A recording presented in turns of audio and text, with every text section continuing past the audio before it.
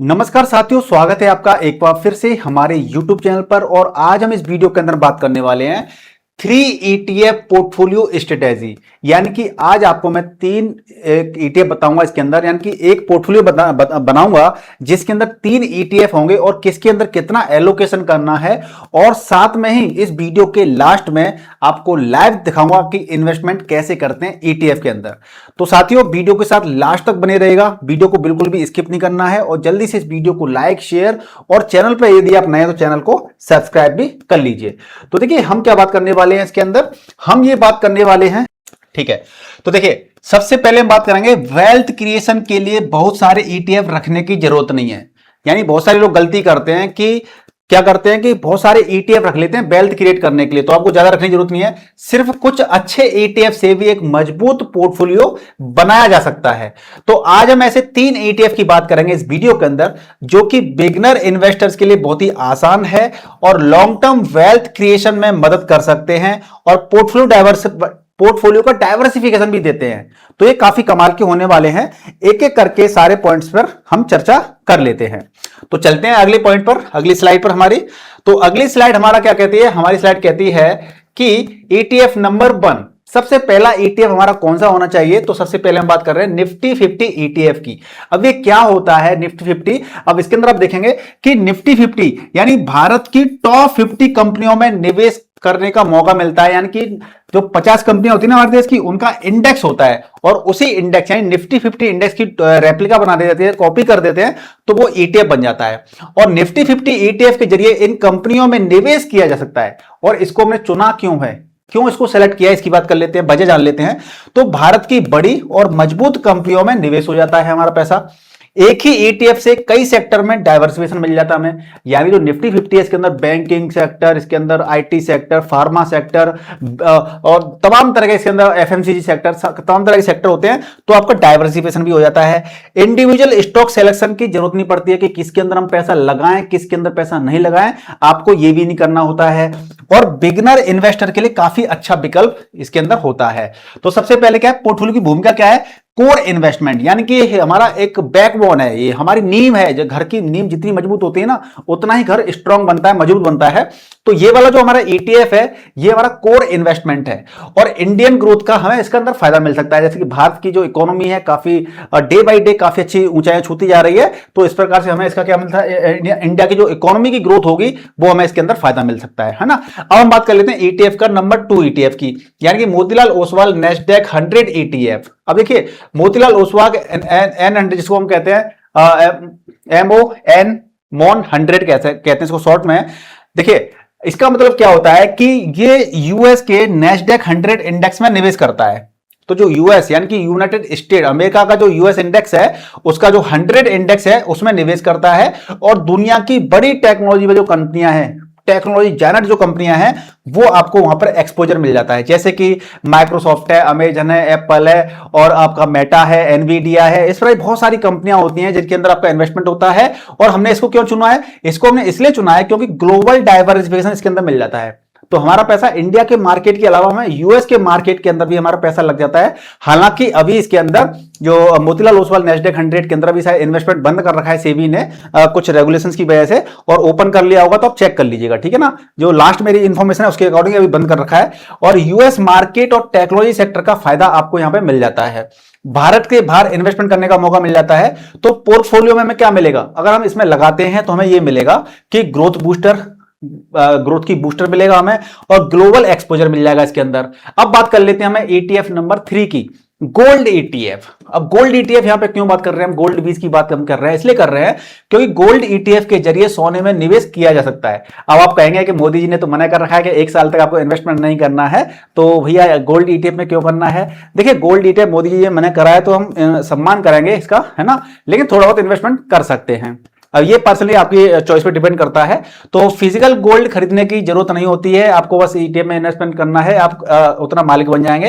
क्यों चुना हमने, इसलिए चुना है क्योंकि जो मार्केट की अनसर्टेनिटी होती है, अनिश्चितताएं होती है, उसमें प्रोटेक्शन दे सकता है और पोर्टफोलियो रिस्क बैलेंस करने में मदद कर सकता है और इन्फ्लेशन के समय उपयोगी भी हो सकता है। तो ये वाला फंडा हो गया। तो इसके अंदर में सेफ्टी लेयर रहती है और रिस्क प्रोटेक्शन मिल जाता है, इसीलिए हमने इसको चूज किया है। अब बात कर लेते हैं तीनों ETF में तीनों ईटीएफ साथ में क्यों हमें लेने हैं? देखिए, जब मार्केट बढ़ेगा, जब मार्केट ग्रो करेगा तो निफ्टी 50 ईटीएफ फायदा दे सकता है, और जब यूएस टेक्नोलॉजी सेक्टर बढ़ेगा, यूएस का टेक्नोलॉजी सेक्टर बढ़ेगा तो हमें नेस्डेक का 100 ईटीएफ फायदा दे सकता है, ठीक है ना। और जब मार्केट में गिरावट या अनसर्टेनिटी हो जाएगी तो गोल्ड ईटीएफ एक तरह से क्या करेगा, इसको सपोर्ट दे सकता है, या गोल्ड बेसिकली क्या करता है, गोल्ड बेसिकली हेजिंग का काम करता है, ठीक है ना, तो सपोर्ट दे सकता है। तो सजेस्टेड पोर्टफोलियो एलोकेशन हमारा कैसा होना चाहिए? यदि हमें इन 3 ईटीएफ के अंदर पैसा लगाना है तो हमारा पोर्टफोलियो कैसा होगा? और साथ में कुछ लोग वीडियो स्किप कर देते हैं ना, उनके लिए बोल देता हूं कि भी आपको लाइव में आपको मोबाइल में दिखाऊंगा कि कैसे हम इन्वेस्टमेंट कर सकते हैं ईटीएफ के अंदर, ठीक है ना। हालांकि जो वीडियो के अंदर जो भी ईटीएफ बता रहा हूं मैं आपको, ये एजुकेशन पर्पज के लिए, आपको एजुकेट करने के लिए है। आप खुद से एजुकेट होकर के आप चीजों को सीख करके समझ के इन्वेस्टमेंट कर सकते हैं, और आपको इन्वेस्टमेंट करने से पहले अपना रिस्क देख लेना चाहिए, भैया कितना रिस्क आप झेल सकते हो, ठीक है ना। आपका पैसा है, आपको डिसीजन लेना पड़ेगा। अब बात कर लेते हैं कि हमें कितना पैसा किस ईटीएफ के अंदर लगाना है। तो 50% पैसा हम निफ्टी 50 ईटीएफ के अंदर लगा सकते हैं। कारण क्या है कि भारत की इकोनॉमी और बड़ी कंपनियों का हमें एक्सपोजर इसके अंदर मिल जाता है। अब नेस्डेक 100 ईटीएफ की बात कर लेते हैं तो वहां पे हम 30% पैसा लगा सकते हैं। कारण क्या है कि ग्लोबल कंपनीज में हमें एक्सपोजर लेना है, टेक्नोलॉजी की जायंट जो कंपनियां होती हैं उनके अंदर एक्सपोजर लेना है, तो हम यहां पर हम कंसीडर कर सकते हैं। और गोल्ड ईटीएफ के अंदर 20% पैसा लगा सकते हैं। हालांकि 20% मैक्स लिमिट है, आप इसके अंदर 10% से 15% रखेंगे। अगर बिगिनर हैं तो ज्यादा बेहतर रहेगा, और बाकी बचा हुआ पैसा आप कहां लगा सकते हैं, आप इसमें बढ़ा सकते हैं, अपना पोर्टफोलियो है ईटीएफ 50 के अंदर बढ़ा सकते हैं, यहां से कम करके, ठीक है ना। पोर्टफोलियो स्टेबिलिटी और प्रोटेक्शन के लिए आप यहां पे इसमें डाल सकते हैं, ठीक है। अब बात कर लेते हैं एग्जांपल 2 लेके। अगर मान लीजिए बहुत सारे लोगों के कमेंट ये भी आते हैं कि मुझे 1 लाख रुपए इन्वेस्टमेंट करना है, तो 2 लाख रुपए इन्वेस्टमेंट करना है, तो हमें क्या करना चाहिए, हमारा इन्वेस्टमेंट किस प्रकार होना चाहिए। मान लीजिए आप 2 लाख रुपए इन्वेस्टमेंट कर रहे हैं तो सीधा सीधा 50% यानी कि 1 लाख के आसपास आप क्या डाल देंगे, निफ्टी 50 के अंदर डाल देंगे। नेस्डेक 100 के अंदर आप 60,000 रुपए डाल देंगे, 30% रुपीज, और गोल्ड ईटीएफ के अंदर 40,000, जो कि आप 10 से 15% जो बोल रहा था मैं यहाँ पे, क्या 10 से 15%, यानी कि आप इसके अंदर 20 से लेकर के 25,000 तक के आसपास डाल सकते हैं। 40 को जो बचा हुआ पैसा है आप यहां पे इसको ट्रांसफर कर सकते हैं, शिफ्ट कर सकते हैं, है ना। चलिए, अब इन्वेस्टमेंट करने का सही तरीका क्या होता है ये भी समझ लीजिए। देखिए, लोग क्या करते हैं कि जल्दी से ईटीएफ में इन्वेस्टमेंट कर दिया, म्यूचुअल फंड में इन्वेस्टमेंट कर दिया, लेकिन सही तरीका सीखते नहीं है। तो सही तरीका अगर आपको सीखना है तो हम बताने वाले हैं यहां पर, तो आप पूरा वीडियो देखिएगा, और वीडियो अगर पसंद आए तो इस वीडियो को लाइक, शेयर और चैनल को सब्सक्राइब जरूर कीजिएगा।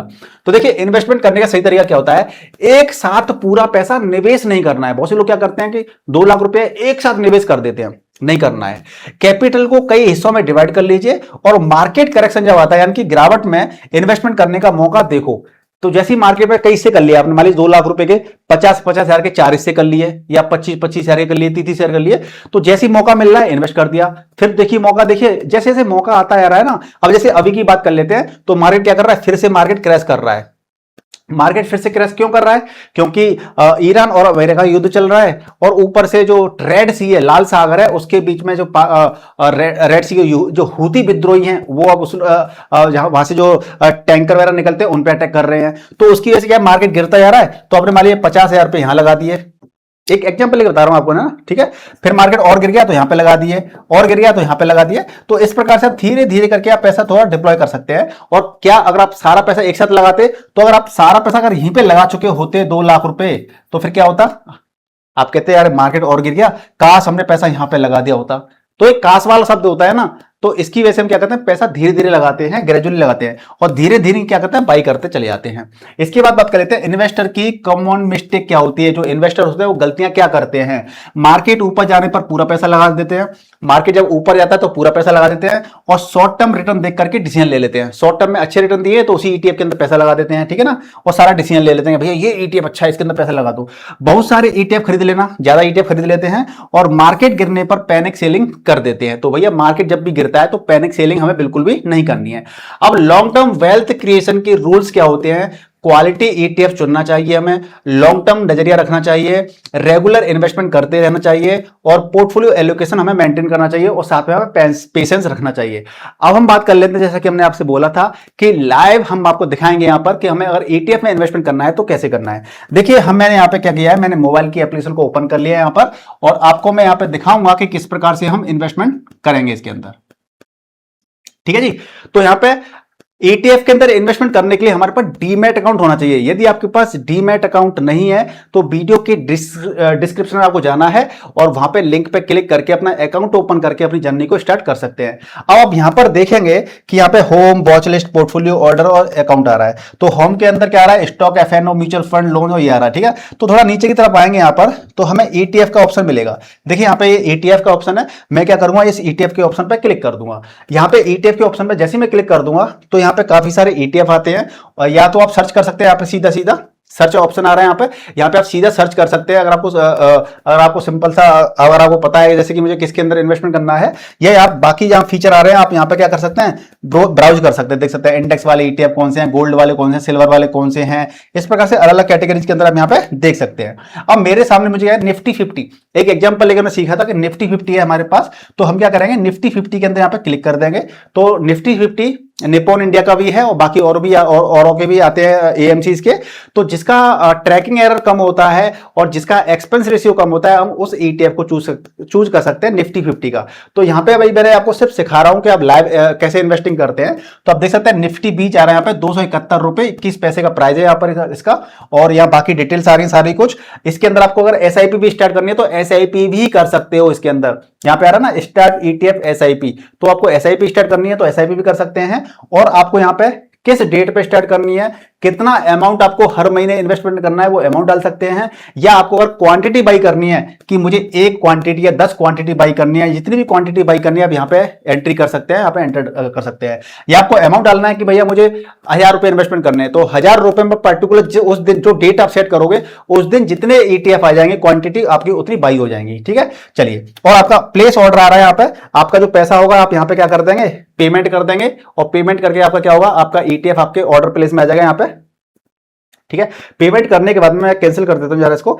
जैसे ही आप इसको कैंसिल कर देंगे, आपका यहाँ पे पोर्टफोलियो में नीचे की तरफ जो पोर्टफोलियो आता है ना, यहाँ पर देखिए ये रहा, तो आपका यहाँ पे दिखाना स्टार्ट कर देगा। यहाँ पे दिखाना स्टार्ट कर देगा तो हम लोग चलते हैं दोबारा से ETF के अंदर चलते हैं, निफ्टी 20 चलते हैं। और यहाँ पे देखिए बाई और सेल आ रहा है, तो हमें क्या करना है, बाई करना है। तो मैंने यहाँ पे बाई क्लिक किया, तो जो भी आपकी क्वांटिटी है, नंबर ऑफ शेयर कितना खरीदना चाहते हैं, तो यहाँ पे ऑप्शन आ रहे हैं देखिए, डिलीवरी, इंट्राडे और पे लेटर।